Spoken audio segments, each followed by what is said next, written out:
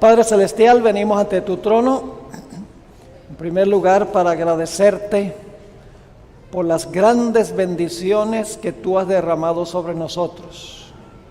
Te damos gracias especialmente por tu palabra, que es una guía segura en un mundo que anda tan confundido. Pedimos, Señor, esta noche al abrir esa palabra que tú inspiraste, que el mismo Espíritu que inspiró la palabra pueda manifestarse entre nosotros, abrir nuestro entendimiento, abrir nuestros corazones y capacitarnos para obedecer tu voluntad. Te damos gracias por escuchar nuestra oración, pues te lo imploramos en el precioso nombre de Cristo nuestro Salvador. Amén. Anoche tomamos un tour por la casa del Mesías. ¿Cuál es la casa del Mesías? La casa del Mesías es el santuario. Jesús habló del templo, que es el santuario, y dijo: mi casa es una casa de oración. Es decir, Jesús se refirió al santuario como su casa. Y anoche tomamos un tour con Jesús a través de su casa. ¿Y cuántos pasos vimos anoche el tour del Señor Jesucristo? ¿Cuántos pasos fueron? 7 pasos, muy bien. ¿A dónde comienza? Comienza en el campamento. ¿Y qué hace Jesús en el campamento? El propósito es vivir una vida ¿qué? Perfecta, para que nosotros podamos reclamar esa vida perfecta como nuestra. Luego, ¿dónde fue Jesús? Al altar del sacrificio. ¿Qué representa el altar del sacrificio? Su muerte en la cruz del Calvario. No tenía solo que vivir una vida perfecta. Dios el Padre tenía que colocar sobre él los pecados de todos nosotros, porque alguien tenía que sufrir el castigo por los pecados de los seres humanos. Así que en el altar del sacrificio, el Señor Jesucristo cargó los pecados y murió por el pecado de los seres humanos. Y luego Jesús tomó un tercer paso. ¿A dónde fue en el tercer paso? Al lavacro o la fuente. ¿Y qué representa la fuente? La fuente representa la resurrección de Jesús. Ve, ustedes son buenos alumnos, ¿o será que tienen buen profesor? Tal vez una combinación de ambos. Y luego, cuando Jesús resucita, ¿cuál es el cuarto paso? Entra al lugar santo. ¿Con qué propósito entra al lugar santo? Para interceder por los que por él se allegan a Dios.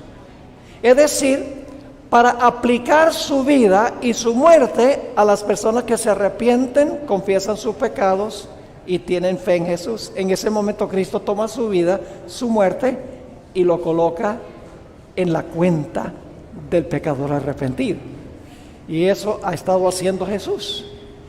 Y cuando la gente se arrepiente, confiesa su pecado y tiene fe en Jesús, el pecado entra ¿a dónde? El pecado queda registrado en el santuario celestial. Y por esa razón, ¿qué hay que hacer con el santuario? El santuario se contamina, por eso ¿qué hay que hacer? Hay que purificar el santuario de los pecados de las personas que en verdad se arrepintieron y recibieron a Jesús, porque hay creyentes falsos. Y entonces en el proceso del juicio se determina quiénes en verdad se arrepintieron y confesaron sus pecados y en verdad tuvieron fe en Jesús. Y entonces esos pecados se toman, y aquí tenemos el paso número 6. ¿A dónde se lleva? ¿A dónde lleva Jesús esos pecados cuando ha examinado todos los casos? Ahora los lleva a la entrada del tabernáculo, que representa la tierra, y allí está esperando un personaje que se llama Azazel, que simboliza ¿quién? Satanás, el que inició el pecado, el que perpetúa el pecado, el que instiga el pecado. Y todos los pecados de los que se arrepintieron de verdad, que recibieron a Cristo como Salvador de verdad, ahora son tomados, ya fueron perdonados. El macho cabrío no perdona el pecado. Macho cabrío lo que hace es sufrir la consecuencia final por los pecados que llevó al pueblo de Dios a cometer. Todos esos pecados son colocados sobre la cabeza de Satanás. Y entonces Satanás es enviado al desierto. Por 1000 años este mundo va a estar en una condición desértica, desordenada y vacía, como dice el profeta Jeremías. Y entonces, después de los 1000 años de pasar en esta tierra desértica sin habitantes, porque todos habrán muerto en la segunda venida, entonces la Biblia dice en Apocalipsis, y eso lo vamos a estudiar mañana en la noche, Dios mediante, dice que después de los 1000 años va a descender fuego del cielo y va a destruir a Satanás, a sus ángeles y a todos los impíos. Y entonces viene el último paso, y es que el Señor Jesucristo vendrá a nuestro campamento para vivir en nuestro campamento por los siglos de la eternidad, donde no habrá pecado. Y se habrá consumado el plan de la salvación. Ahora podemos ver que el plan de la salvación no es sencillamente que Cristo murió en la cruz, como dicen muchos. Dicen, no, Cristo murió en la cruz, ahí se salvó todo el mundo. No, el problema del pecado es universal.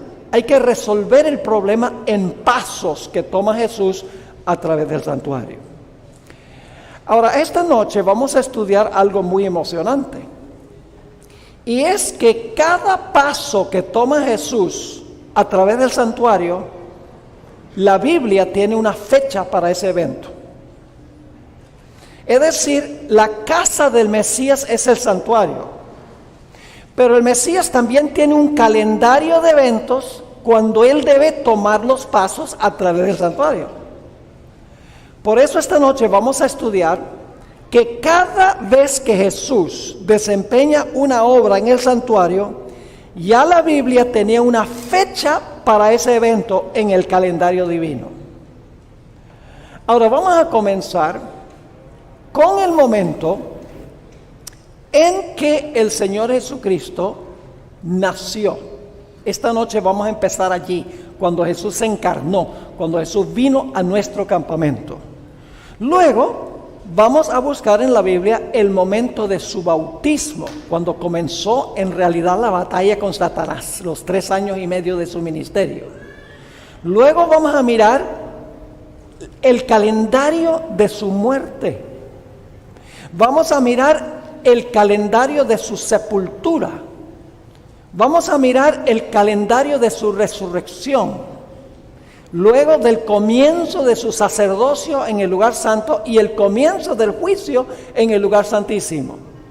Todos esos eventos estaban fechados en el calendario divino mucho antes que Jesús viniera a esta tierra. En los siglos de la eternidad ya Dios había elaborado ese calendario de eventos.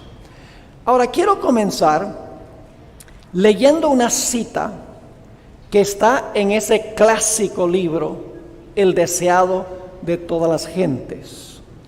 En la página 23, este es un libro biográfico en cuanto a Jesús, dice lo siguiente: la venida del Salvador había sido predicha en Edén.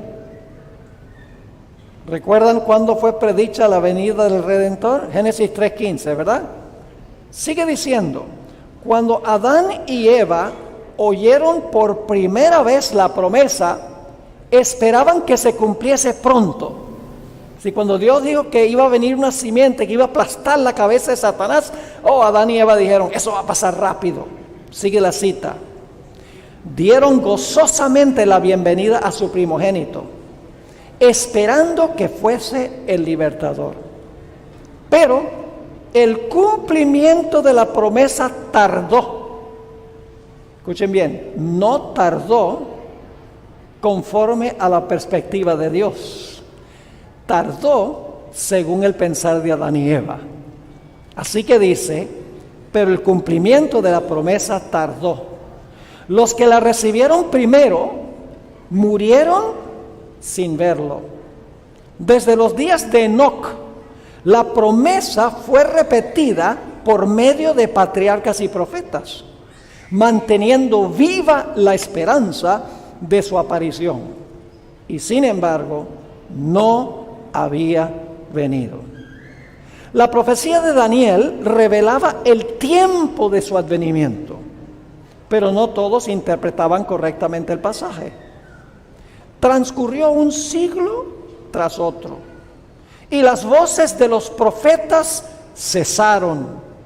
La mano del opresor pesaba sobre Israel, y muchos estaban listos para exclamar: se han prolongado los días y fracasa toda visión. Y ahora viene la parte de la cita que quiero enfatizar. Pero, como las estrellas en la vasta órbita de su derrotero señalado, los propósitos de Dios no conocen premura ni demora. Los planes de Dios no conocen ¿qué? Ni premura ni demora. Las cosas suceden exactamente cuando Dios las determinó. Dios no las adelanta ni las atrasa. El calendario divino está fijo. Dios ha colocado fechas para cada evento en el ministerio de la salvación del Mesías. No adelanta la fecha ni atrasa la fecha. Como dice esta escritora, los propósitos de Dios no conocen premura ni demora. Todo se hace a su debido tiempo, de acuerdo al calendario divino. Vamos entonces a comenzar nuestro estudio en esta noche, hablando del momento en que Jesús vino a nuestro campamento para habitar con nosotros. Anoche leímos de Juan 1:14, donde dice que aquel verbo fue hecho ¿qué? Fue hecho carne y habitó entre nosotros. Es decir, antes de morir vivió aquí con nosotros, porque tenía que vivir una vida perfecta para ofrecerle a la ley en nuestro lugar. Ahora, la Biblia no revela la fecha del nacimiento de Jesús. No fue el 25 de diciembre. Eso lo sabemos por varias razones. Jesús no nació el 25 de diciembre. Esa es la fecha tradicional que los cristianos observan, pero en realidad no es la fecha de su nacimiento. Dios no reveló la fecha del nacimiento de Jesús, porque Él sabía que si revelaba la fecha, la gente iba a idolatrar la fecha. Se iba a enfocar en la fecha y no se iba a enfocar en el Salvador, que había nacido en la fecha. Por eso Dios no reveló la fecha. Pero escuchen bien, Dios tenía una fecha en su calendario para el nacimiento del Mesías. No la reveló, pero tenía una fecha. Y ustedes dicen: pastor, ¿dónde dice la Biblia eso? Vayan conmigo a Gálatas 4 y el versículo 4. Gálatas, el capítulo 4 y el versículo 4. Y vamos a leer también el versículo 5. Dios en su calendario tenía una fecha para el nacimiento. No nos la reveló, pero estaba allí. Dice allí en Gálatas 4:4, cuando vino, ¿qué cosa? El cumplimiento del tiempo, Dios envió a su Hijo. ¿Vino Jesús en el momento perfectamente indicado? Cuando vino el cumplimiento del tiempo. Ahora, lo interesante es que esta misma expresión, cumplimiento del tiempo, se usa en Marcos 1 y el versículo 15, a donde Jesús, después de ser bautizado, ahora comienza su ministerio y el Señor Jesús dice: el tiempo se ha cumplido. Y se estaba refiriendo a una profecía de tiempo específico, la profecía de las 70 semanas. Es decir, que Gálatas 4 y 5 nos indica claramente que Dios tenía una fecha para el nacimiento de Jesús. Jesús no vino antes que debería haber venido, ni después. Vino en el cumplimiento del tiempo Dios envió a su Hijo, nacido de mujer y nacido bajo la ley, con el fin de redimir a los que estaban bajo la ley, a fin de que recibiésemos adopción de hijos. Jesús nació cuando se cumplió el tiempo en el calendario divino. No se nos reveló la fecha, porque Dios no quería que idolatráramos la fecha, como hacen muchos cristianos hoy en día. Pero Dios tenía una fecha en el calendario. Ahora nos movemos hacia adelante al momento cuando Jesús comenzó su ministerio público. Es decir, Jesús se bautizó, Jesús fue bautizado por Juan, y entonces enseguida después el Señor Jesucristo comienza su ministerio público. La Biblia tenía una fecha precisa para cuando Jesús fuera bautizado y comenzara su ministerio. Ahora, antes de hablar de eso, debo mencionarles otra cosa. Y es que cada vez que Jesús comienza una función en su casa, en el santuario, siempre hay un anuncio de que Jesús está comenzando esa función, un anuncio terrenal. Cuando el Señor Jesucristo nació, yo pregunto, ¿hubo un anuncio que Jesús había nacido? ¿Que la gente lo supiera? ¿Cómo no? ¿Cuáles fueron los que anunciaron? Bueno, en primer lugar tenemos los ángeles. En el cielo cantaron, gloria a Dios en las alturas y en la tierra paz, buena voluntad para con los hombres. Pero también vinieron del oriente, ¿quiénes? Oh, los magos. Y la Biblia no dice que eran tres, ni que se llamaban Gaspar, Melchor y Baltasar. Esa es tradición humana. Bueno, trajeron 3 regalos y entonces eran 3. Es sencillamente una conjetura. Pero los reyes magos vinieron del oriente y dice que toda Jerusalén estaba alborotada cuando ellos dijeron que había nacido el Mesías. Es decir, todos los judíos oyeron que habían llegado estos magos y que el Mesías había nacido. Es decir, cuando Jesús vino a nuestro campamento, se dio un poderoso anuncio de que Él había llegado acá. Yo pregunto, cuando el Señor Jesucristo estaba a punto de comenzar su ministerio terrenal, ¿hubo un poderoso anuncio que Jesús iba a comenzar su ministerio terrenal? ¿Quién fue el que lo anunció? Juan el Bautista. Dice que salía a Juan toda Jerusalén y Judea, toda el área circundante, estaba anunciando que iba a aparecer pronto el Mesías, porque Juan el Bautista comía como Elías y Juan el Bautista estaba en el desierto como Elías, vestía como Elías, y entonces ellos sabían que el Antiguo Testamento había dicho, antes del día grande y terrible de Jehová, Dios va a mandar a Elías antes del Mesías. Así que dicen, si Juan el Bautista es el Elías, entonces significa que el Mesías está a punto de venir. Y todo el mundo sabía que el Mesías iba a aparecer. Vayan conmigo a Daniel 9, 24 y 25, a donde se revela el año en que Jesús iba a comenzar su ministerio público, cuando Jesús iba a ser bautizado. Ahora, la Biblia nos revela el año y nos revela la estación del año, es decir, se iba a bautizar en el otoño del año. Es decir, la Biblia da la fecha exacta para cuando Jesús iba a nacer, el año y la estación del año. Y ustedes dicen, ¿cómo es eso? Daniel 9, 24 y 25. Esta es una profecía que se conoce como la profecía de las 70 semanas. Yo creo que la mayoría de los adventistas aquí han estudiado esa profecía. Dice aquí, 70 semanas están determinadas sobre tu pueblo y sobre tu santa ciudad. Dios le está hablando a Daniel. Ahora yo pregunto, ¿quién era el pueblo de Daniel? ¿Y cuál era su ciudad? El pueblo de Daniel era la nación judía. ¿Y su ciudad era qué? Jerusalén. Es decir, las 70 semanas tiene que ver con los judíos, literales, y con su ciudad, Jerusalén. Ahora, en el versículo 25, nos da un detalle muy importante. La pregunta clave es: ¿cuándo comienzan las 70 semanas? Está bien, 70 semanas están determinadas sobre el pueblo de Daniel y la ciudad de Daniel, que es Jerusalén, pero ¿cuándo comienzan las 70 semanas? ¿Y qué es eso de 70 semanas? Bueno, lo primero que tenemos que entender es que las 70 semanas no son semanas de días, sino que son semanas ¿de qué? De años. Es un principio bíblico de que un día equivale a un año.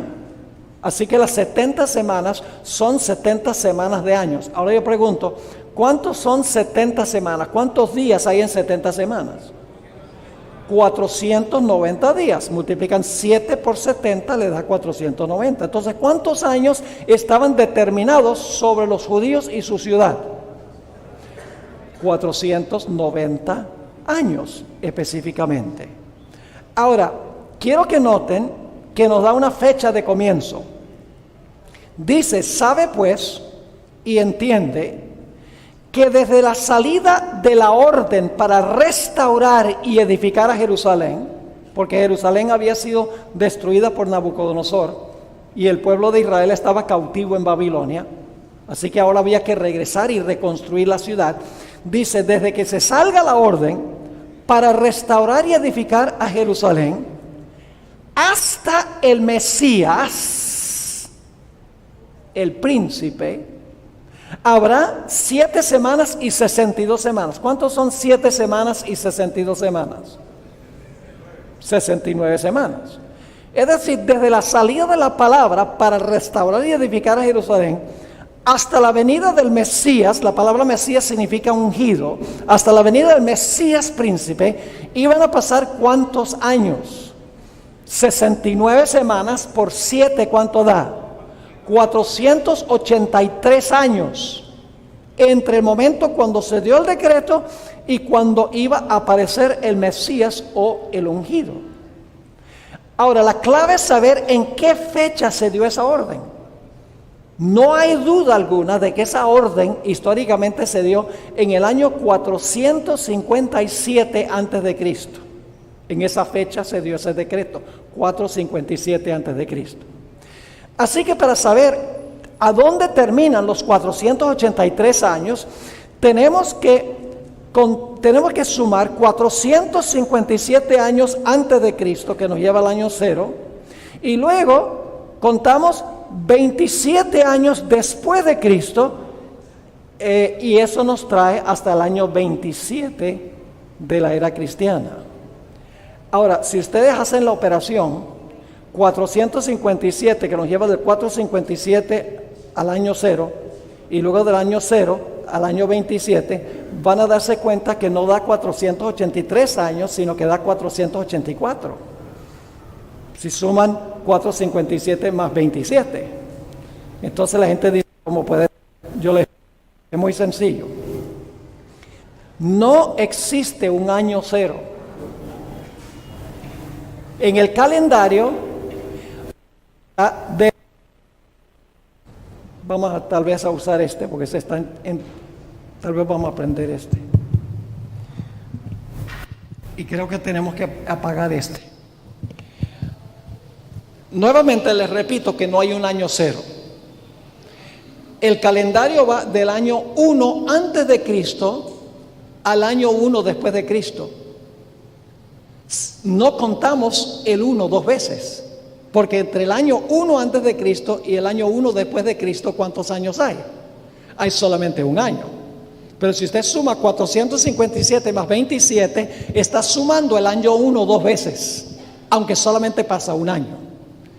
Así que en realidad, cuando uno comienza en el año 457 antes de Cristo y termina esa profecía, llega hasta el año 27 de la era cristiana. En ese momento debía aparecer el Mesías. La palabra Mesías en el idioma hebreo significa el ungido. Es decir, en ese año tenía que ser ungido el Mesías, ungido el que iba a ser el Salvador. Ahora, lo interesante es que Jesús apareció exactamente en ese momento. Vayan conmigo al Evangelio según San Juan,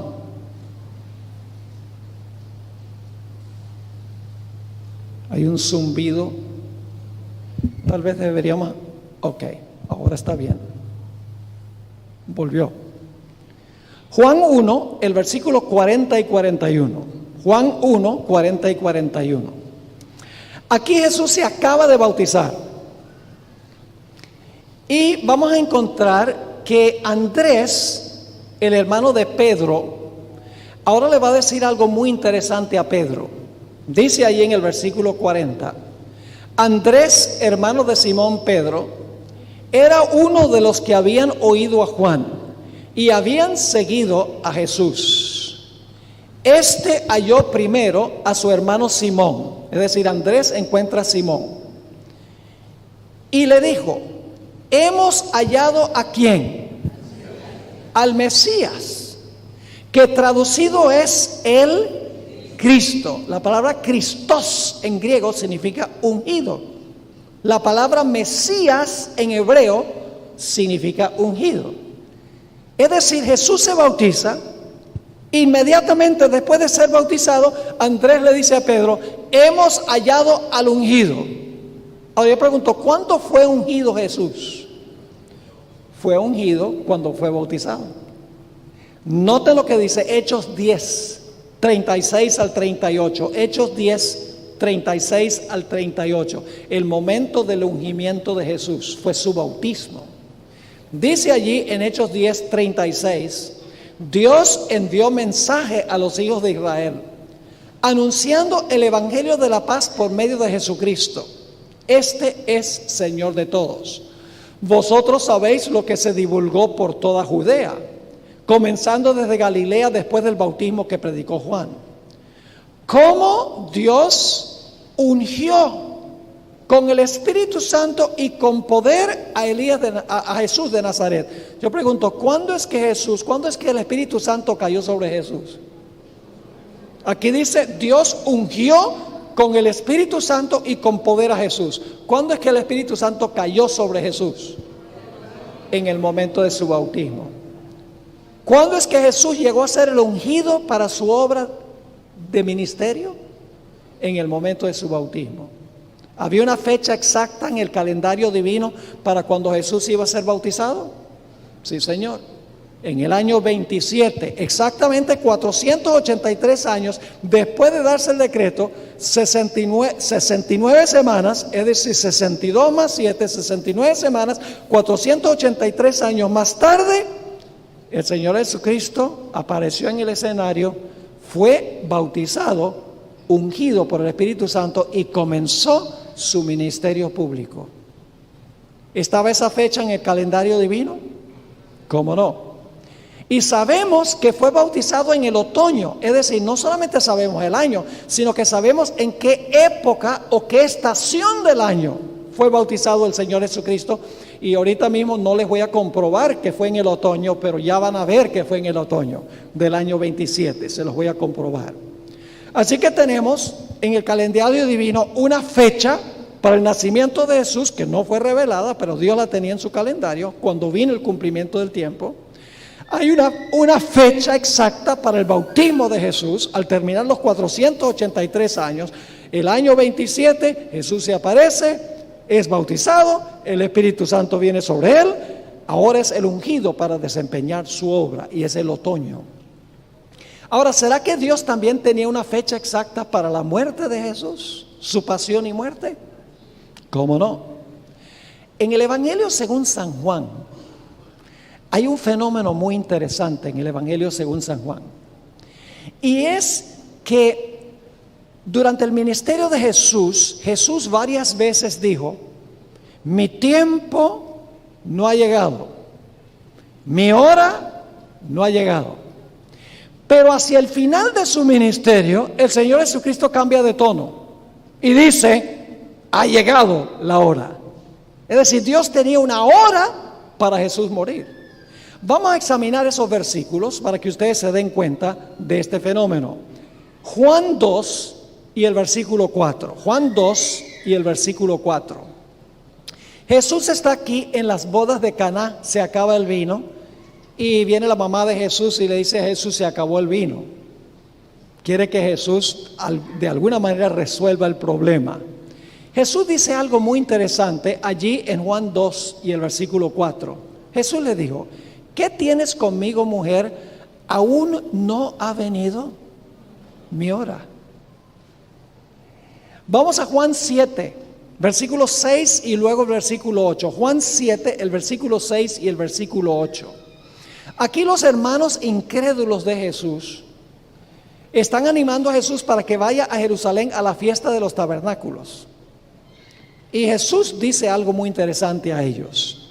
Versículo 6 dice Jesús: mi tiempo aún no ha llegado, mas vuestro tiempo está presto. Luego el versículo 8 dice Jesús: subid vosotros a la fiesta. Yo no subo todavía a esa fiesta, porque ¿qué? Porque mi tiempo aún no se ha cumplido. Es decir, no ha llegado el momento todavía. Noten en Juan 7:30, Juan 7 y el versículo 30. Aquí Jesús dice: mi Padre me envió al mundo. Y los judíos se enojaron cuando Jesús dijo eso. Y quiero que noten lo que encontramos en el versículo 30. Querían prenderle y querían lincharlo. Dice: entonces procuraban prenderle, pero ninguno le echó mano, porque aún no había llegado su hora. No había llegado la hora todavía.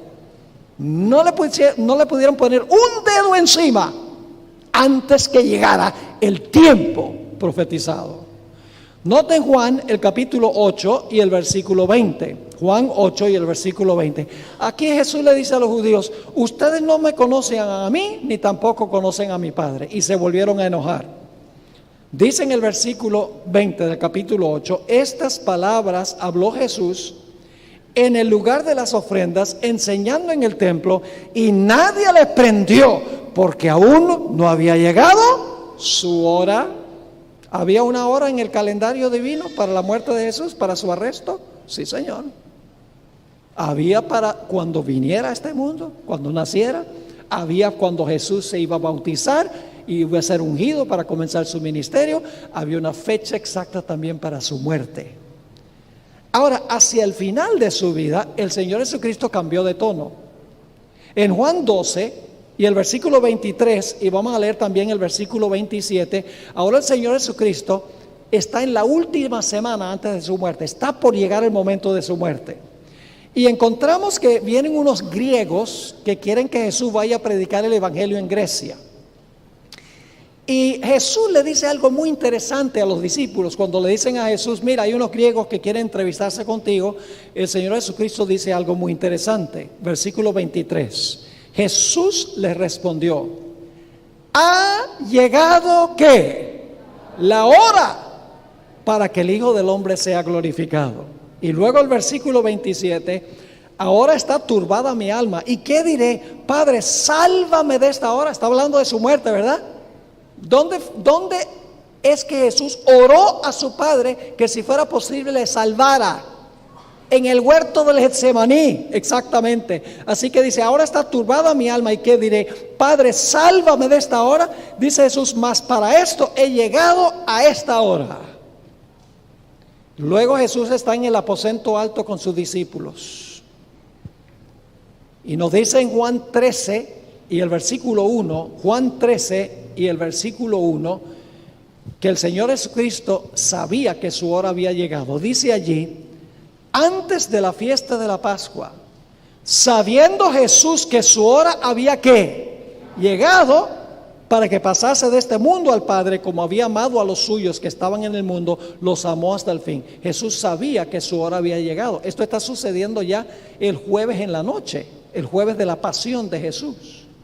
Y finalmente en Juan 17:1, a donde Jesús está orando a su Padre que si es posible le quite la copa del sufrimiento, dice allí en Juan 17:1: estas cosas habló Jesús, y levantando los ojos al cielo dijo: Padre, la hora ha llegado, glorifica a tu Hijo para que también tu Hijo te glorifique a ti. ¿Había una hora para que Jesús muriera? Exactamente. Ahora les voy a leer una cita extraordinaria. Se encuentra en ese libro, El deseado de todas las gentes, para que ustedes vean todo el calendario del Mesías ya estaba planeado antes que entrara el pecado al universo. El plan de la salvación se hizo en los siglos de la eternidad. El apóstol Pablo lo dice en varios versículos. Fue manifestado a Jesús cuando vino en su hora, pero el plan con fecha y todo, y con evento y todo, se había elaborado antes de que entrara el pecado al mundo.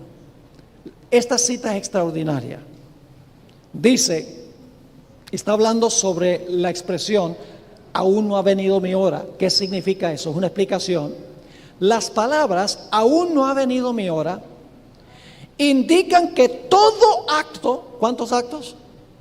Todo acto de la vida terrenal de Cristo se realizó en cumplimiento del plan que había existido desde los días de la eternidad. ¿Cuántos actos de la vida de Jesús era el cumplimiento del calendario que existía desde la eternidad? Todo acto.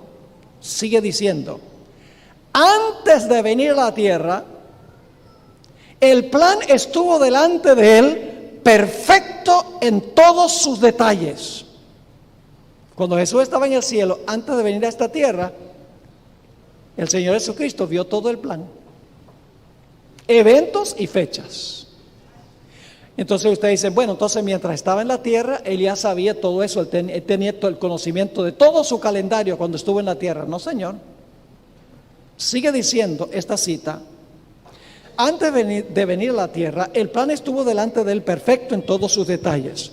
Pero, mientras andaba entre los hombres, fue guiado paso a paso por la voluntad del Padre.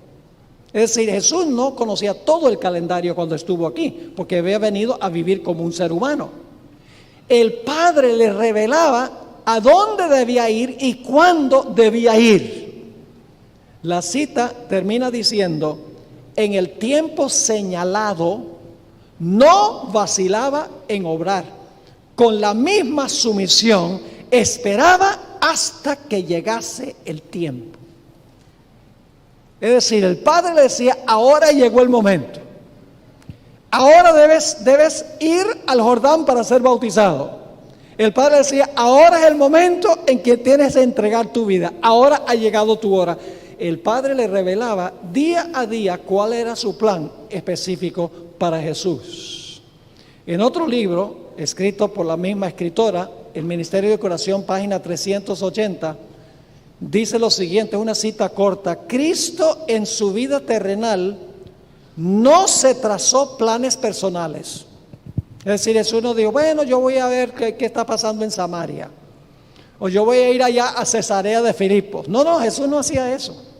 Dice, Cristo en su vida terrenal no se trazó planes personales. Aceptó los planes de Dios para él y día tras día el Padre se los revelaba. ¿Están entendiendo esto? ¿Sabía Jesús que había llegado su hora en la última semana antes de su pasión en Getsemaní? ¿Sabía Jesús? ¿Cómo sabía Jesús eso? Porque el Padre le reveló que había llegado ese momento en el calendario que Jesús conocía antes de encarnarse. Pero en la tierra solamente conocía cuando llegaba cada evento y el Padre le revelaba ese evento. Ahora yo pregunto, cuando Jesús iba a morir, ¿hubo una gran publicidad en la tierra? ¿Hubo un anuncio terrenal para que todos los ojos se enfocaran en Él? Sí, Señor. ¿Han oído hablar de la entrada triunfal de Jesús a Jerusalén? Se conoce como el Domingo de Ramos. Yo pregunto, ¿los ojos de toda la gente en Jerusalén estaban enfocados en Jesús? Lean nada más el relato en Mateo 21. Jesús se sentó sobre un asno y la gente aclamaba, todo Jerusalén lo acompañaba y decía, Hosana al Rey de los judíos, bendito el que viene en el nombre del Señor. Todos los ojos estaban enfocados en Jesús. Era necesario que cuando Jesús fuera a la cruz, toda la gente estuviera mirando a Jesús. Se hizo un poderoso anuncio. Claro, la gente entendió mal lo que él iba a hacer, pero era necesario que se enfocaran en él y después se iban a entender. Ahora, la profecía de las 70 semanas reveló el año en que el Mesías iba a morir. Y ustedes dicen, ¿será verdad eso? Sí, por eso Jesús sabía en qué año iba a morir. Y vamos a ver que el Señor Jesucristo sabía en qué mes iba a morir. Jesús sabía en qué día iba a morir. Jesús sabía en qué hora iba a morir. Porque la profecía del Antiguo Testamento lo revelaba. Vamos a Daniel 9, versículos 26 y 27. Daniel 9 y el versículo 26 y el versículo 27. Otra vez la profecía de las 70 semanas. Ya vimos que las 70 semanas empiezan en el año 457 antes de Cristo y nos lleva hasta el año 27 después de Cristo para el ungimiento de Jesús, es decir, el comienzo de su ministerio público, su bautismo. Pero la misma profecía nos dice cuándo el Mesías iba a morir. Dice allí en Daniel 9, 26 y 27, y después de las 62 semanas, y se sobreentiende que es después de las 62 y las 7, porque el versículo anterior dice eso, es decir, después de las 69 semanas, ¿qué va a pasar? Se quitará la vida al ungido, se quitará la vida al Mesías, mas no por sí. Y luego el versículo 27, hablando de la última semana, la semana número 70, dice, y por otra semana confirmará el pacto con muchos, y a la mitad de la semana hará cesar ¿qué cosa? El sacrificio y la ofrenda.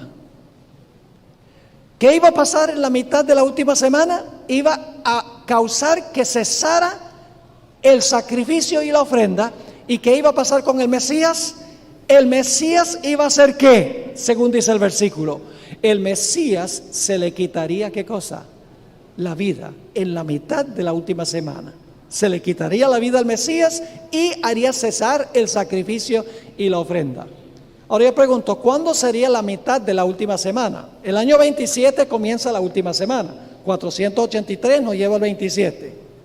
Entonces tenemos que ir del año 27, la última semana llevaría desde el año 27 ¿hasta cuándo? Hasta el año 34, 7 años. ¿Cuál sería la mitad de esa última semana? Si el año 27 le da inicio y el año 34 termina la última semana, ¿cuál sería la mitad de esa semana? El año 31. Y usted dice, no pastor, eso no es la mitad. Porque del 27 al 31 hay 4 años y del 31 al 34 solamente hay 3. Aquí es que podemos saber que el Mesías iba a ser bautizado en el otoño. Y ustedes dicen, ¿cómo es eso? Si Jesús fue bautizado en el otoño, en el año 27, vamos del otoño del 27 al otoño del 28, ¿cuántos años? 1. Al otoño del 29, 2. Al otoño del 30, 3.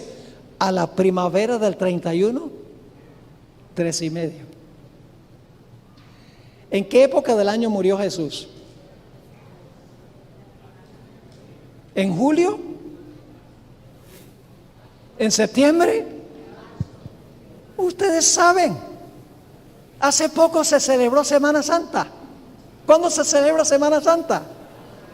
En la primavera, fines de marzo, principios de abril. Es decir, si Jesús fue bautizado en el año 27, 3 años y medio sería otoño del 27, a otoño del 28, a otoño del 29, a otoño del 30, a la primavera del 31, ¿son cuántos años? 3 años y medio. Por eso sabemos que como Cristo murió en la primavera, tiene que haber sido bautizado ¿cuándo? En el otoño del año 27. Qué extraordinario, revelado en las profecías bíblicas, pero el calendario fue hecho antes que Jesús viniera a esta tierra, antes que entrara el pecado, porque Dios prevé todo. Dios no es un Dios que dice, uy, el hombre pecó, ¿ahora qué vamos a hacer? No, Dios tenía un plan, dice, si el hombre llega a pecar, hay que tener un plan. Y el plan fue elaborado de acuerdo a los eventos y de acuerdo a la fecha que se iba a realizar.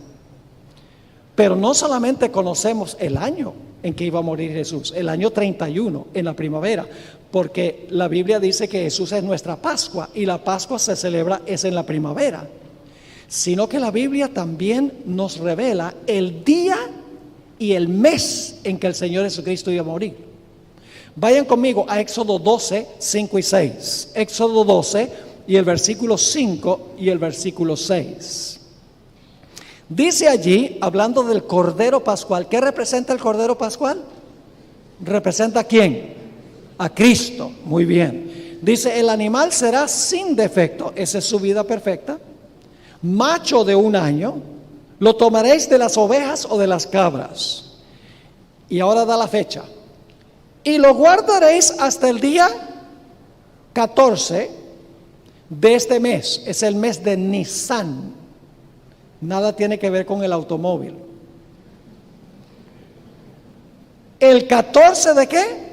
De Nisan, que es el primer mes del año religioso judío. El año religioso judío comienza en la primavera. El año civil comenzaba en un tiempo distinto, pero el año religioso, el primer mes era el mes de la Pascua, el mes de Nisan. Así que dice, lo guardaréis hasta el día 14 de este mes, del mes de Nisan, y lo inmolará toda la congregación del pueblo de Israel entre las 2 tardes. Ahora esa expresión es bien interesante, entre las 2 tardes. Ahora fíjense, sabemos el año en que el Mesías iba a morir. ¿Cuál es el año? El año 31, la mitad de la semana, la profecía de Daniel 9. ¿Sabemos el día cuándo iba a morir? Sí, el día 14. ¿Sabemos el mes? El mes de Nisan. ¿Será que también podemos saber la hora? Dice entre las 2 tardes. A usted dice, pastor, ¿qué es eso de entre las 2 tardes? ¿Qué significa eso, entre las 2 tardes? Bueno, nosotros los adventistas sabemos que la primera tarde, o la tarde que nosotros conocemos, es cuando se pone el sol, ¿sí o no? Sabemos que la Biblia, cuando dice la tarde, está hablando del momento cuando se oculta el sol. Por eso dice que debemos guardar el sábado de tarde a tarde, de puesta de sol a puesta de sol. Pero entre los judíos había otra tarde, y es cuando el sol alcanza el cenit a mediodía y comienza su descenso. Esa es la primera tarde. La segunda tarde es cuando finalmente se oculta el sol. Entonces, ¿qué hora sería entre las 2 tardes? Las 3 de la tarde. Ahora, yo pregunto, aún hoy en día, después de mediodía nosotros decimos que son las horas de ¿qué? Las horas de la tarde, ¿ve?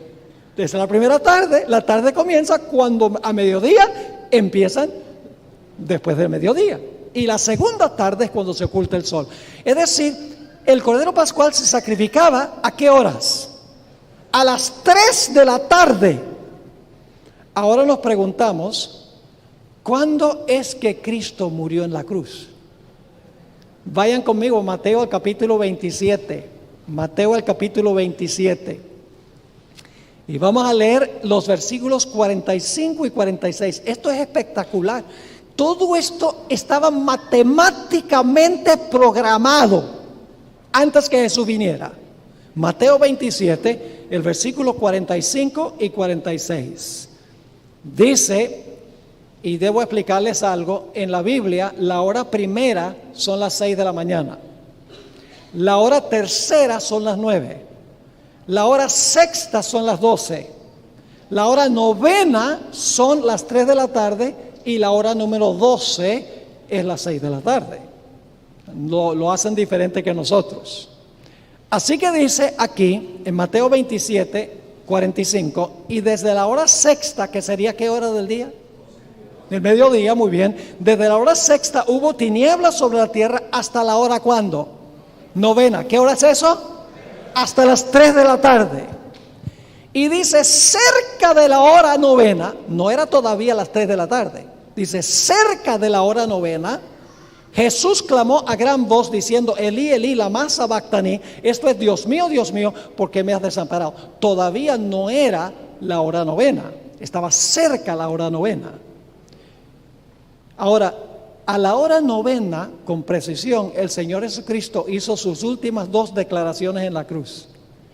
Vamos a Mateo 27 y el versículo 50. Dice, mas Jesús, habiendo clamado a gran voz, y no nos dice qué clamó, Pero si vamos al Evangelio según San Juan 19:30 y vamos al Evangelio de San Lucas, el capítulo 23, encontramos que cuando Jesús clamó a gran voz, Él dijo dos cosas. Dijo, consumado es, y luego dijo, Padre, en tus manos encomiendo mi espíritu. Mateo no lo dice, pero sí lo dice el Evangelio según San Lucas y el Evangelio según San Juan. Así que dice, clamó a gran voz y entonces entregó ¿qué cosa? Entregó el espíritu, es decir, que murió. ¿A qué horas murió el Señor Jesucristo? A las 3 de la tarde. Estaban por sacrificar ¿qué cosa? El Cordero Pascual. Ahora quiero compartir con ustedes algo muy interesante. ¿Recuerdan que la profecía decía que iba a hacer cesar el sacrificio y la ofrenda cuando el Mesías se le quitara la vida? Ahora quiero leerles una cita espectacular del deseado de todas las gentes en cuanto a lo que significa eso, que iba a traer a su fin el sacrificio y la ofrenda. Escuchen esta cita, deseado de todas las gentes, páginas 704 y 705. Cuando los labios de Cristo exhalaron el fuerte clamor, consumado es, los sacerdotes estaban oficiando en el templo. Era la hora del sacrificio de la tarde. ¿Qué estaba por hacer el sacerdote cuando Jesús murió? Estaba por sacrificar la víctima, por ofrecerla. Sigue diciendo, habían traído para matarlo el cordero que representaba a Cristo. Ataviado con sus vestiduras significativas y hermosas, el sacerdote estaba con el cuchillo levantado como Abraham a punto de matar a su hijo. Con intenso interés el pueblo estaba mirando, pero la tierra tembló y se agitó, porque el Señor mismo se acercaba con un ruido desgarrador. El velo interior del templo fue rasgado de arriba abajo por una mano invisible. Eso está en Mateo 27. Y sigue diciendo que dejó expuesto a la mirada de la multitud un lugar que fuera una vez llenado por la presencia de Dios. Todo era terror y confusión. El sacerdote estaba por matar la víctima. Ahora escuchen esto.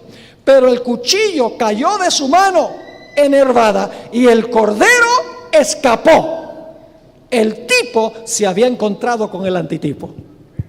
Ese día no hubo sacrificio del cordero. El cordero se escapó, porque el verdadero cordero de Dios que quita el pecado del mundo estaba siendo sacrificado.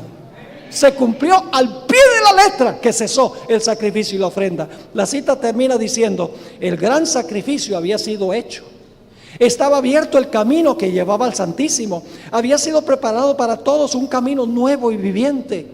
Ya no necesitaba la humanidad pecaminosa y entristecida esperar la salida del sumo sacerdote.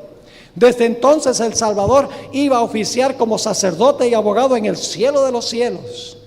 Era como si una voz viva hubiese dicho a los adoradores, ahora terminan todos los sacrificios y ofrendas. Refiriéndose a la profecía de Daniel 9. ¿Había una fecha exacta entonces para la muerte de Jesús? ¿El año estaba en la Biblia? ¿El mes? ¿El día? ¿La hora? Revelado por las profecías. Y la fecha existía antes de la fundación del mundo, en el calendario divino. Ahora, ¿será que también la Biblia revelaba cuándo el Mesías iba a ser sepultado? ¿Y qué día iba a permanecer en el sepulcro? ¿Será que la Biblia también tenía ese dato? Sí, Señor. En lo que se conoce como la fiesta del pan sin levadura. Vayan conmigo a Levítico 23 y vamos a leer el versículo 6 y el versículo 7. Levítico 23, 6 y 7. Ahora vamos a hablar de la sepultura de Jesús. Que Jesús tenía que reposar en el sepulcro. La Biblia nos dice qué día iba a reposar Jesús en el sepulcro después de su muerte. Dice en Levítico 23, a los 15 días de este mes. ¿Cuál fue el día de ese mes que murió Jesús? El 14. Así que ¿cuál sería el día 15? Si el 14 es Viernes Santo, el 15 tendría que ser, ¿qué? Tendría que ser sábado. Dice, los 15 días de este mes es la fiesta solemne de los panes sin levadura a Jehová. 7 días comeréis pan sin levadura. Es decir, la fiesta del pan sin levadura comenzó el día después del sacrificio del cordero. Ahora, para entender bien el asunto del pan sin levadura, necesitamos entender que la levadura corrompe el pan. El pan sin levadura dura mucho más tiempo que el pan con levadura, porque la levadura fermenta. Por ejemplo, si ustedes compran un pan y lo tienen en el paquete por 2 semanas, ¿qué pasa con el pan? El pan se pone mohoso. Pero usted puede tener un pan sin levadura y puede durar casi indefinidamente, porque no corrompe la masa. ¿Me están entendiendo? Por eso en la Biblia la levadura representa ¿qué cosa? El pecado. ¿Qué hace el pecado? El pecado corrompe. Ahora, yo pregunto, ¿en el cuerpo de Jesús había pecado? No, porque Jesús nunca ¿qué? Pecó. En Jesús no estaba la levadura del ¿qué? Del pecado.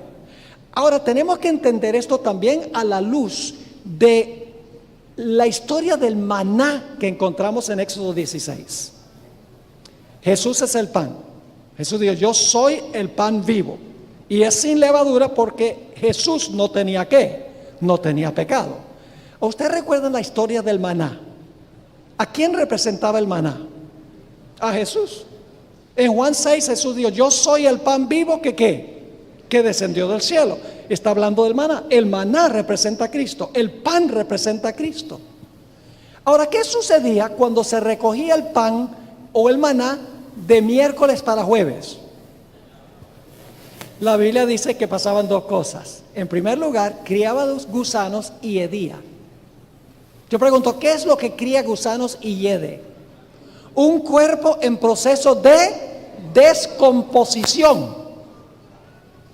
Pero ¿qué pasaba cuando se recogía el maná, que representa a Jesús?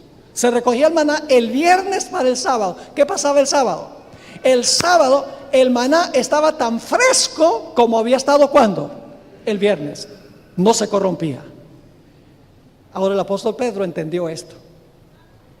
En Hechos el capítulo 2, que no tenemos tiempo de leer todos los versículos, el apóstol Pedro, refiriéndose al Salmo 16, dijo que Jesús cuando reposó en el sepulcro, su cuerpo no vio corrupción,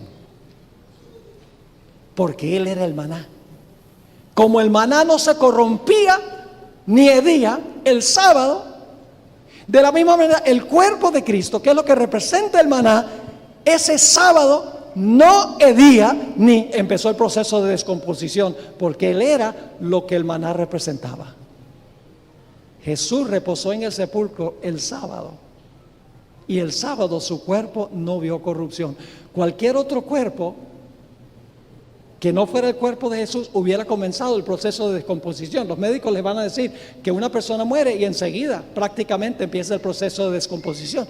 Pero el cuerpo de Jesús estaba tan fresco cuando estuvo en el sepulcro todo el día que cuando había muerto, porque Él era el maná. Tenemos entonces una fecha para la sepultura de Jesús y su permanencia en el sepulcro. Sí, ¿cuál día fue? El día 15 de Nisan, el sábado. ¿Y murió qué día? Viernes. Murió el 14 y el 15 descansa en el sepulcro, su cuerpo no ve corrupción, profetizado en Levítico 23. Ahora yo pregunto, ¿será que también había una fecha para su resurrección?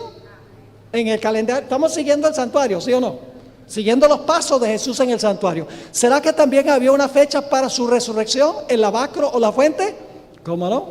Vamos a Levítico 23. Y el versículo 9 al 11, Levítico 23 y el versículo 9 hasta el versículo 11. Y habló Jehová a Moisés diciendo, habla a los hijos de Israel y diles, cuando hayáis entrado en la tierra que yo os doy y seguéis su mies, traeréis al sacerdote una gavilla por primicia de los primeros frutos de vuestra siega. ¿Qué era lo que sucedía? Era la primicia, esa es la palabra clave. Y luego nos da la fecha. Dice, el sacerdote mecerá la gavilla delante de Jehová. Eso es importante, la gavilla debía llevarse y mecerse delante de Jehová para que seáis aceptos. Es decir, se mecía la gavilla para estar seguro de que Dios aceptaba al pueblo. Y luego nos da el tiempo cuando esto pasaba. Dice, el día siguiente, ¿de qué? Del día de reposo la mecerá.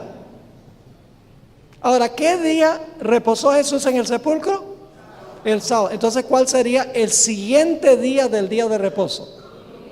El domingo. ¿Qué sería qué día? El día 16 de Nisan. ¿Qué día resucitó Jesús? El primer día de la semana, lo que nosotros llamamos domingo. Así que la Biblia nos dice cuándo iba a morir, 14 de Nisan. Cuándo iba a reposar en el sepulcro, 15 de Nisan. Iba a resucitar el día después del sábado, en el 16 de Nisan. Iba a hacer las primicias. Y ustedes dicen, ¿será que la Biblia dice eso? Vamos a 1 Corintios 15. 1 Corintios 15.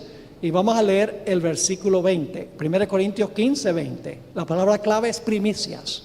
Dice allí, en ese versículo, mas ahora Cristo ha resucitado de los muertos. ¿Qué cosa? Primicias de los que durmieron es hecho. Jesús resucitó el día exacto que estaba en el calendario divino, el día 16 del mes de Nisan.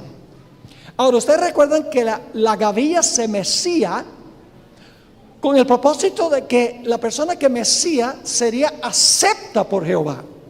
Significa que Jesús, cuando resucitó, de alguna manera tenía que presentarse ante el Padre para estar seguro que su sacrificio era acepto por su Padre, porque Él era las primicias. Ahora, aquí está lo interesante. Cuando Jesús resucitó y María quería tocarlo, ¿qué le dijo Jesús? No me toques, todavía no he ascendido a mi Padre. Pero esa misma noche Jesús le dijo a sus discípulos, tóquenme. Lo cual significa que entre la mañana, cuando Él le dijo a María, no me toques, porque no he ascendido, y en la noche le dice a los discípulos, tóquenme, Jesús tiene que haber ¿qué? Tiene que haber ascendido al Padre para presentarse como primicia, para estar seguro que su sacrificio era acepto. ¿Me están siguiendo o no me están siguiendo? Exactamente como lo decía la fiesta. Jesús se presentó ante su Padre. Ahora necesitamos avanzar porque el tiempo se va rápido. ¿No es emocionante esto? Me parece espectacular. Los que no creen que la Biblia fue inspirada por Dios están voluntariamente ciegos, porque hay abundante evidencia en la Biblia de que la Biblia fue inspirada por Dios. Ninguna mente humana podría haber inventado esto, porque todo se cumplió al pie de la letra, el evento y la fecha exacta. Ahora, ¿será que también había una fecha cuando Jesús iba a comenzar su ministerio en el lugar santo? ¿Les parece que puede haber una fecha también? Claro que sí.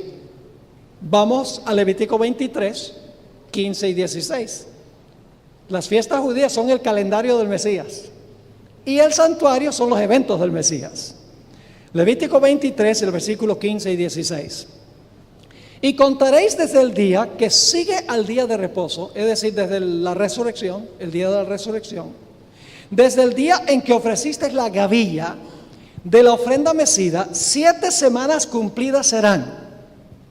¿Cuántos son 7 semanas? 49 días. Es decir, entre el tiempo cuando se meció la gavilla, van a pasar ¿cuántos días? 49 días, pero luego dice lo siguiente. Dice otra vez, y contaréis desde el día en que sigue el día de reposo, desde el día en que ofreciste la gavilla de la ofrenda mecida, 7 semanas cumplidas serán.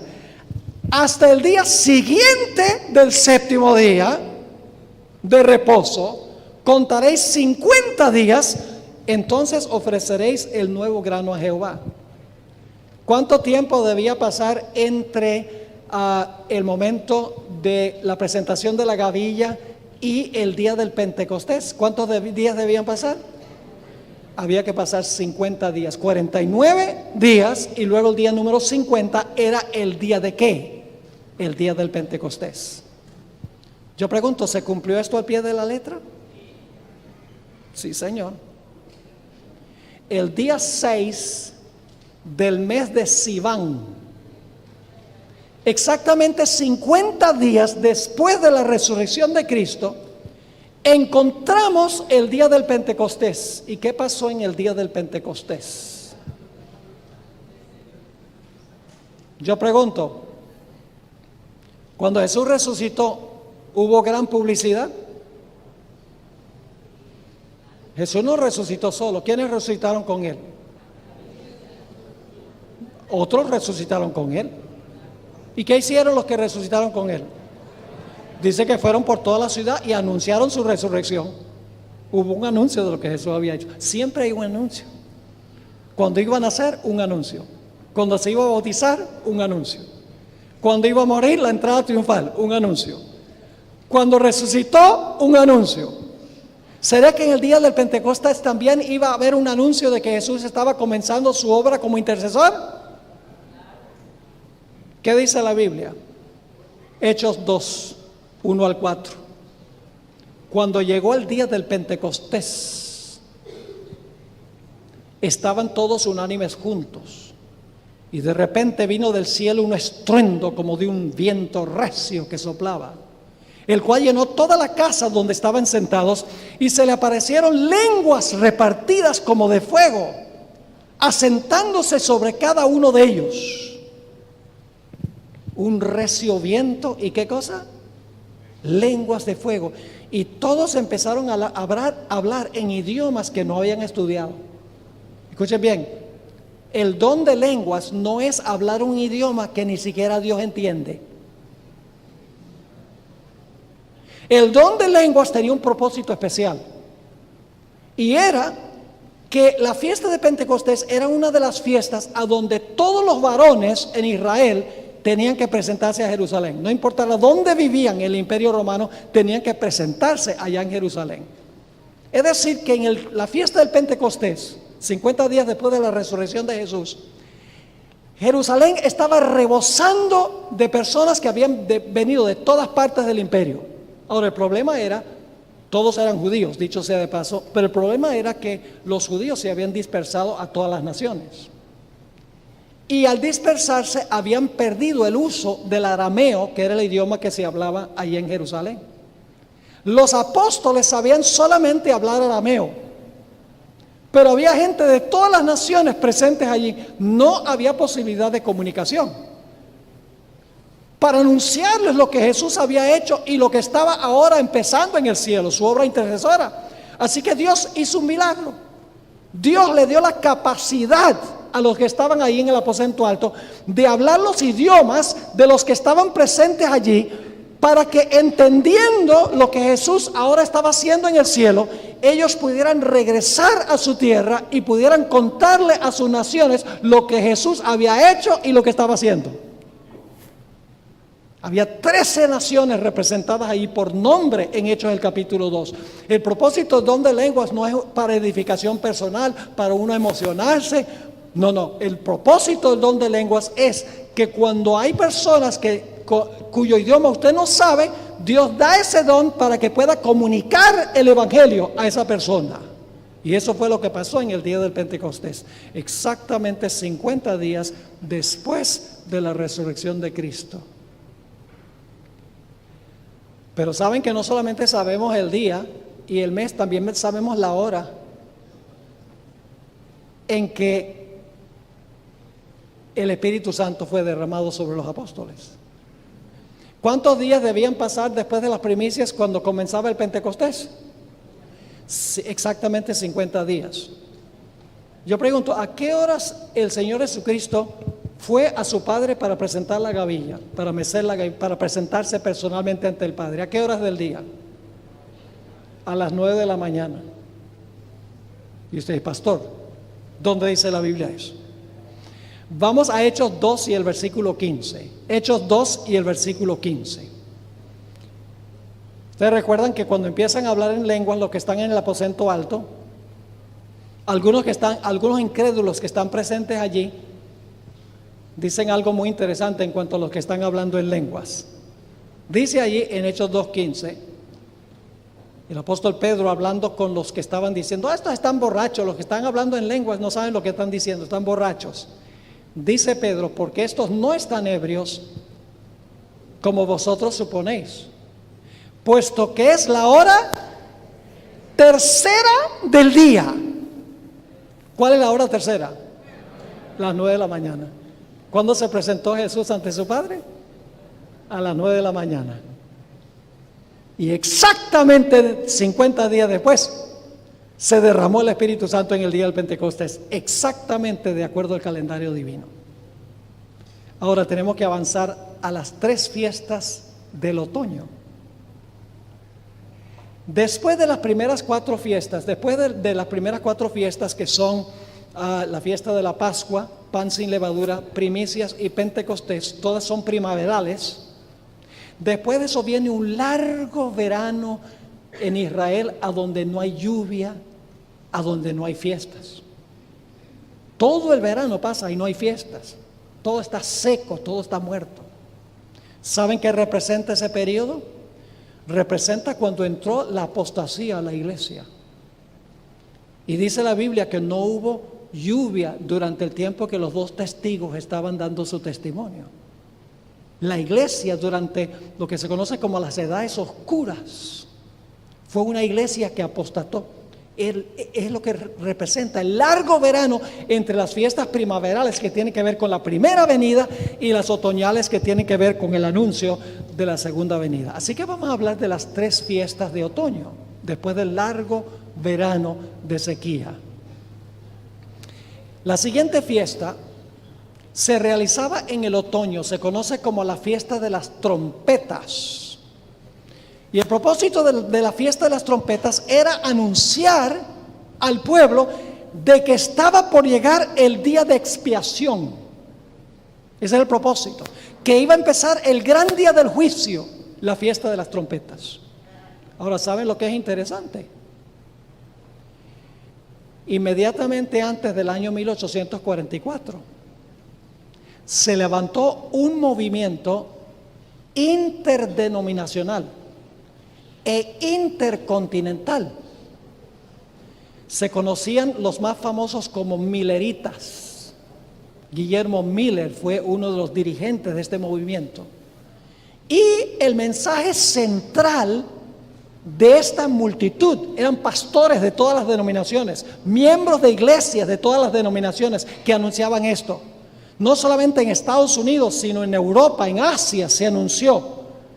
Los versículos claves que ellos predicaban era: hasta 2300 días y el santuario será purificado.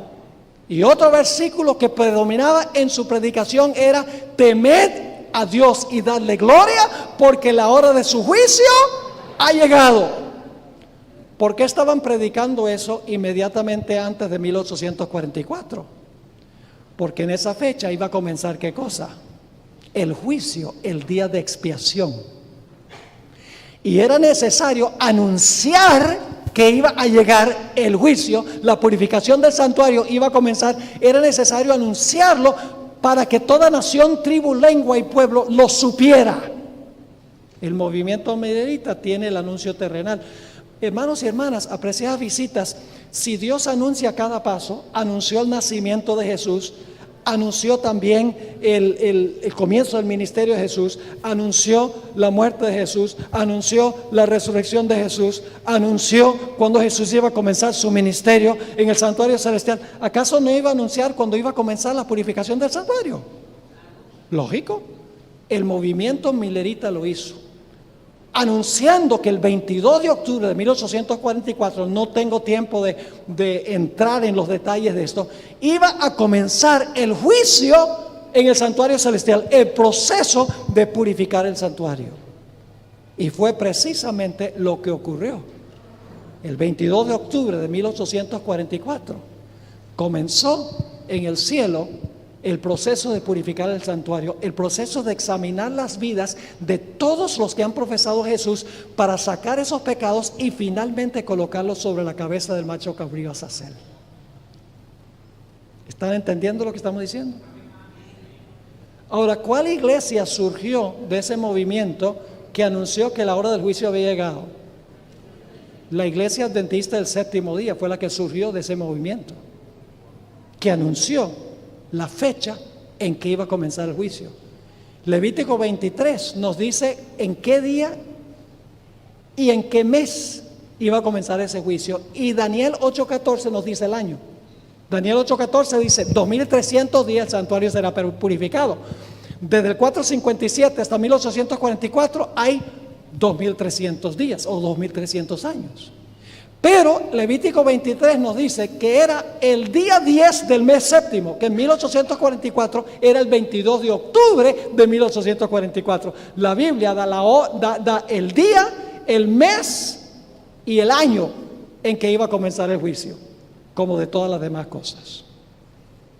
Ahora quiero mencionar que el comienzo del juicio y la purificación del santuario es la última fecha que Dios ha revelado de su calendario. Dios no ha dado más fechas. Ahora, Dios tiene fechas en su calendario. Dios tiene fechas, por ejemplo, para cuando se va a cerrar la puerta de la gracia. Dios sabe cuándo es el momento, lo tiene en su calendario. Yo pregunto, ¿Dios también tiene una fecha para la segunda venida? No la ha revelado, porque la gente esperaría hasta el día anterior para prepararse. No ha anunciado cuándo se cierra la puerta de la gracia, ni cuándo Cristo viene por segunda vez, pero el Padre sabe el día y la hora. Ustedes saben que el Señor Jesucristo dijo, en cuanto al día y la hora, nadie sabe, sino ¿quién? El Padre es el único que sabe. Está en el calendario, pero Dios no lo ha revelado, porque en Apocalipsis 10, en la sexta trompeta, se anunció de que el tiempo no será más. Y eso está hablando de tiempo profético, es decir, no va a haber más profecías que tengan que ver con tiempo. Es decir, la última fecha que Dios nos ha revelado es cuando iba a comenzar el juicio en el santuario celestial, cuando iba a comenzar la purificación del santuario. Así que si alguna persona viene por ahí y empieza a darle fechas para las cosas que están sucediendo o van a suceder, húyanle como si fueran leprosos, porque no hay más fechas. ¿Y saben lo que dicen otras iglesias de la iglesia adventista? Dicen, la iglesia adventista, esa es la iglesia que vive fijando fechas para eventos proféticos. No, señor. La iglesia adventista nunca ha fijado una fecha para nada. Y ustedes en 1844, ellos dijeron que Cristo venía en 1844. La iglesia adventista no dijo eso. La iglesia adventista comenzó en 1863. 1844 fue anunciado por ministros de muchas denominaciones, en muchos sitios, pero la iglesia adventista no existía en ese tiempo. Así que la iglesia adventista no fijó esa fecha.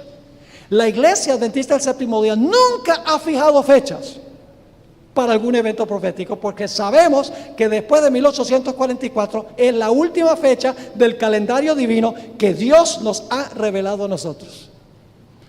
Quiero leerles una cita de Elena White, Primeros Escritos, página 75, donde ella dice, no debemos estar buscando fechas. Algunos dicen que Cristo viene antes del año 2031.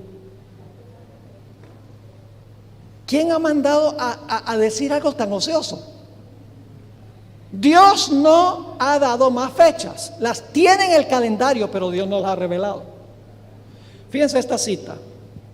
El Señor me ha mostrado que el mensaje del tercer ángel debe avanzar y proclamarse a los hijos dispersos de Dios, pero no debe depender de una fecha. Vi que algunos están creando una excitación falsa al predicar fechas, fijando fechas. Pero el mensaje del tercer ángel es más poderoso de lo que puede serlo una fecha. Vi que este mensaje puede subsistir sobre su propio fundamento y no necesita ser reforzado con fechas, que irá adelante con gran poder y hará su obra y será abreviado en justicia. ¿Tiene Dios una fecha para la segunda venida? Sí. ¿Tiene una fecha para cuando se va a cerrar la puerta de la gracia? ¿Tiene una fecha para cuando va a comenzar el milenio? ¿Tiene una fecha cuando se celebrará la fiesta de los tabernáculos en el cielo? Esa mesa de banquete donde van a estar todos los redimidos con Jesús. Dios tiene la fecha, pero no nos ha revelado más fechas. Las tiene en el calendario, fijo y preciso. Ahora quiero terminar mencionando que Dios tiene un plan Dios tiene un calendario para cada persona también. Dios tiene un calendario para cada persona. Les voy a ilustrar esto con la historia de Esther. Ustedes recuerdan que se dio un decreto en contra de los judíos para matar a todos los judíos determinado día. La única esperanza del pueblo de Israel era si Esther, que era la reina y era judía, entrara para hablar con el rey y para abogar por el pueblo de Dios, para que el pueblo de Dios no fuera destruido. Ahora, Mardoqueo le mandó un mensaje a Esther, básicamente diciéndole: mira, tú eres nuestra única esperanza. Quiero leer eso en el libro de Esther, capítulo 4 y el versículo 13 y 14. Esther 4, 13 y 14. Entonces dijo Mardoqueo que respondiesen a Esther. Mardoqueo le manda un mensaje a Esther: no pienses que escaparás en la casa del rey más que cualquier otro judío. Tú eres judía, no crees que tú vas a escapar porque eres la reina, en otras palabras. Porque si callas absolutamente en este tiempo, es decir, si callas en este momento, respiro y liberación vendrá de alguna otra parte. Le voy a explicar algo. Para Dios nosotros somos importantes, pero no somos indispensables. ¿Oyeron lo que dije? Todos somos importantes, pero no somos indispensables. Porque en este versículo dice: si tú no lo haces, Esther, quién sabe si para este tiempo te colocó Dios como reina aquí, para que tú abogues y salves al pueblo. Si tú no cumples con lo que Dios tiene programado para ti ahora, dice, liberación vendrá de alguna otra parte para los judíos. Y luego dice: mas tú y la casa de tu padre pereceréis, y quién sabe si para esta hora has llegado al reino. ¿Quién sabe si Dios te colocó aquí, ahora, para cumplir su propósito? Dios tiene esa clase de propósito para cada ser humano en esta tierra. Dios tiene un plan para tu vida. No cabe duda que Dios te trajo esta noche a este lugar. No estás aquí por accidente. No estás aquí por coincidencia, porque decía, voy a ir a la iglesia adventista. No. Dios te trajo aquí con un propósito muy especial. Esta es la hora. Este es el momento. La clave es si nosotros vamos a cuadrar con el plan que tiene Dios para nuestra vida. Ahora yo quiero referirme especialmente a un punto. La Biblia nos dice a nosotros que el momento en que nosotros nos entregamos a Jesús y nuestros pecados se sepultan, nuestros pecados son olvidados, la justicia de Cristo nos es puesta a nuestra cuenta y Dios nos mira como si nunca hubiéramos pecado. La Biblia nos dice que ese momento es cuando nosotros enterramos nuestra vida antigua en las aguas del bautismo. Ese es el momento. Yo me imagino que esta noche hay personas aquí que no han pasado por esa experiencia de ser sepultados bajo el agua, enterrar los pecados ante la vista de Dios, para que al salir del agua Dios les da una página en blanco, no importa lo que haya sucedido. Todo el pasado, el lóbrego pasado es sepultado. Yo creo que Dios ha traído a muchos esta noche aquí para tomar esa decisión. Ahora yo quiero explicarles algo en cuanto al bautismo. El bautismo que se practica en muchas iglesias, el bautismo por aspersión, no es un bautismo bíblico. Es decir, el bautismo donde le echan un poquito de agua bendita en la cabeza, eso no es el bautismo que cuadra con la Biblia. Ni tampoco el bautismo de niños, de bebés, está en armonía con la voluntad de Dios. Porque la Biblia dice que una persona tiene que arrepentirse, tiene que confesar sus pecados, tiene que creer en Jesús para poderse bautizar. Un bebé no puede hacer ninguna de esas cosas. Y la Biblia explica que el bautismo tiene que ser una sepultura debajo del agua, tiene que ser por inmersión. Y usted dice, pero pastor, ¿por qué tiene que ser el bautismo por inmersión? ¿Por qué tengo que ser sepultado debajo del agua? Le voy a explicar ahora. Posiblemente algunos no han visto un bautismo bíblico. Yo les voy a explicar cómo sucede. El pastor está en el tanque delante del pastor está el candidato. El pastor levanta la mano y dice: yo te bautizo en el nombre del Padre, del Hijo y del Espíritu Santo. Amén. ¿Qué es lo último que hace la persona antes de que el pastor sepulte a la persona debajo del agua? Deja de respirar. Y cuando la gente está debajo del agua, ¿respira? No. ¿Qué es lo primero que hacen cuando salen del agua? Respiran de nuevo. ¿Sabe lo que están haciendo en miniatura? Están pasando por la experiencia de Cristo. Porque Jesús también en la cruz dejó de respirar. Mientras estaba en el sepulcro no respiró, y cuando resucitó respiró de nuevo. Es decir, en el bautismo usted se incorpora a la experiencia de Jesús. En ese momento llega a estar en Cristo, porque en miniatura usted pasó por la experiencia de Él. Ese es el significado profundo del bautismo. Y yo quiero preguntar en esta noche: ¿hay alguna persona aquí que todavía no ha tomado ese paso, que quiere decirle a Jesús: Señor, tú me has traído a este lugar en esta hora para que yo tome esa decisión esta noche de entregar mi vida, prepararme para entregar mi vida al Señor a través del bautismo, para comenzar mi vida con Jesús, para limpiar todo mi pasado, no importa cuán lóbrego y cuán sucio haya sido? ¿Quieres levantar la mano si ese es el deseo de tu corazón? Ponte de pie, porque yo voy a orar por ti.